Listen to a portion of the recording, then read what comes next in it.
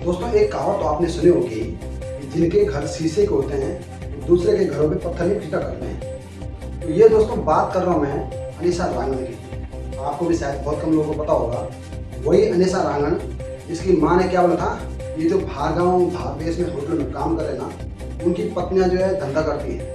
तो वो अनीसा रांगन आज तक की एक एंकर अंजना ओम कश्यप के लिए बोल रही कि ये ऐसी है वैसी है। तो ये है दोस्तों वो फोटो, आप आराम से इसको पढ़ लीजिए इसमें क्या लिखा है।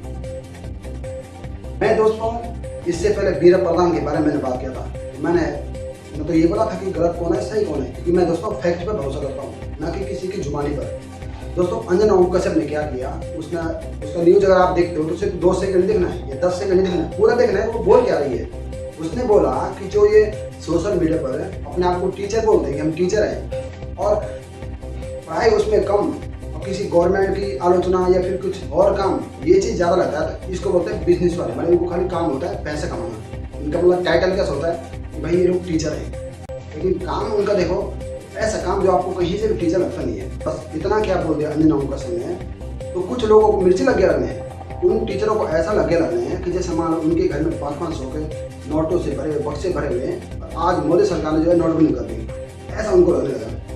भाई ये बात तो हम भी बोलते हैं, तुम भी बोलते हैं कि हर इंसान एक जैसे नहीं होता है। ये बात मैं भी बोलता हूँ कि हमारे गांव में कुछ गलत इंसान है, कुछ अच्छे इंसान है। ये बात आप भी बोलते हो कि कुंडली के गांव में कुछ अच्छे थे कुछ खराब, हर जगह पे दोस्तों फॉलो होता है। तो वही तो दोस्तों ये बोल रही है कि कुछ टीचरों ने जो है एक बिजनेस बना लिया है, पढ़ाई कम और पैसे कमाना, कहीं पे लड़ाई करने के लिए बच्चों को उकसाना, ऐसा वो बिजनेस टाइप का बना लिया। लेकिन इनको जो है मिर्च लगे लगी। अगर 2 कौड़ी का दोस्तों बोल दिया, किसको बोला जो गलत काम कर रहे। अगर आप भाई गलत काम कर नहीं रहे हो, अगर आप सही काम कर रहे हो, आपको लग रहा है कि हमारे लिए बोला, आप इतनी बड़ी जान पहचान है, इतनी आपकी पावर है, जाइए फिर कोर्ट में एक याचिका डाल दीजिए, भाई इसने मुझे ऐसा बोला, एक कंप्लेंट लिखा दीजिए। क्यों नहीं लिखा दो? लेकिन नहीं, इनको वीडियो बना के व्यूज पाने हैं, सब्सक्राइबर बढ़ाने हैं, फॉलोअर्स बढ़ाने हैं। आप देख लीजिए यूट्यूब पे ऐसे ऐसे टीचर आपको मिलेंगे ना, उनकी भाषा से आपको लगेगा नहीं कि टीचर है। मतलब मैं फिर कह रहा हूँ कि फर्क क्या होता है कि फेक न्यूज वाले में रियल वाले में। अब गोदी मीडिया जो भी आपको दिखाता है तो उसका प्रूफ देता ना कि राहुल गांधी ने केंद्र सरकार के बारे में क्या बोला, तो सुना था ये बोला भाई। लेकिन ये जो और लोग है दोस्तों, ये 100% इनके पास फेक न्यूज होता है। या तो फिर ये ऐसे फोटो बनाएंगे या फिर कहीं पुरानी वीडियो निकाल के अपनी वॉइस डाल देंगे, मतलब कुछ भी है ना। तो ये चीज़ दोस्तों आपको देखना है। अब चलिए थोड़ा टाइम मुझे दीजिए और वो पूरी स्टोरी आप जो सुन लीजिए, फिर डिसाइड करिए कि अंजना ने किसको गलत बोला, किसको मिर्ची लगे, क्यों लगे। जो नेट और उसका यूजी का एग्जाम था, उसे क्लोजर रिपोर्ट क्यों लगाई?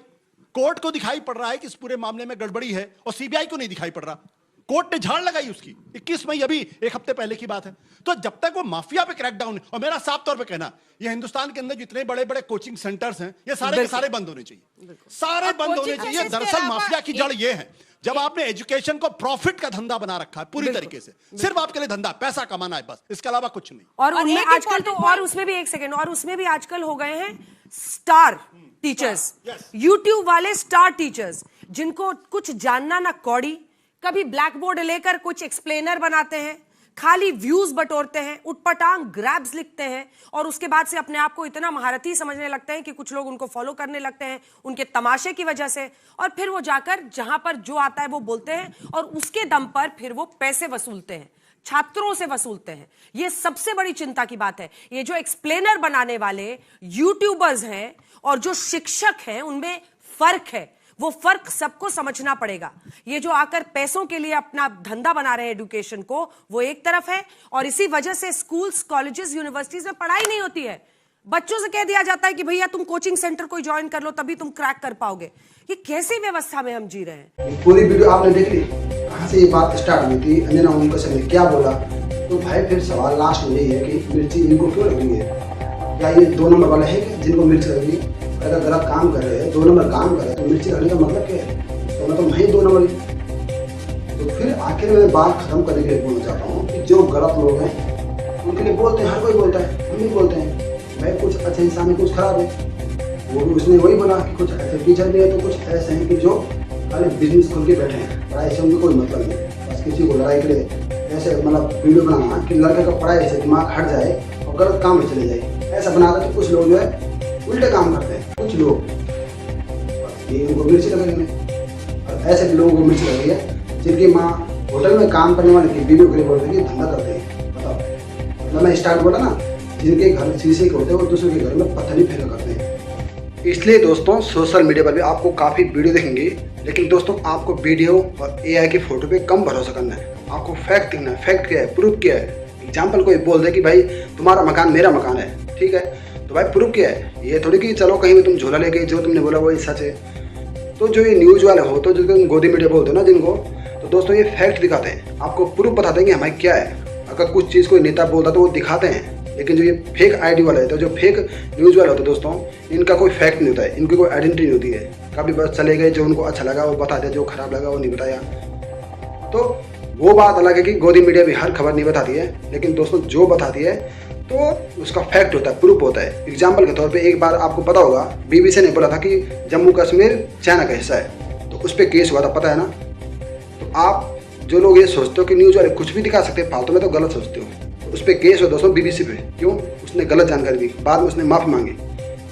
ऐसा होता है दोस्तों न्यूज़ वाले का। और जो ये फेक न्यूज़ वाले होते हैं, इनका कोई दोस्तों उनके कोई रूल नहीं है, कोई रेगुलेशन नहीं है। बस कहीं पे घटना हो रही है तो वो खून खराबा सब दिखा रहे हो, जबकि दोस्तों रियल न्यूज़ वाला आप देखना, कभी भी खून खराबा किसके साथ गलत हुआ उसका चेहरा इतना आसानी से दिखाता नहीं है। यही फ़र्क होता है फेक न्यूज़ वाले में और रियल न्यूज़ वाले में। वो बात अलग है कि तुम गोदी मीडिया समझते हो।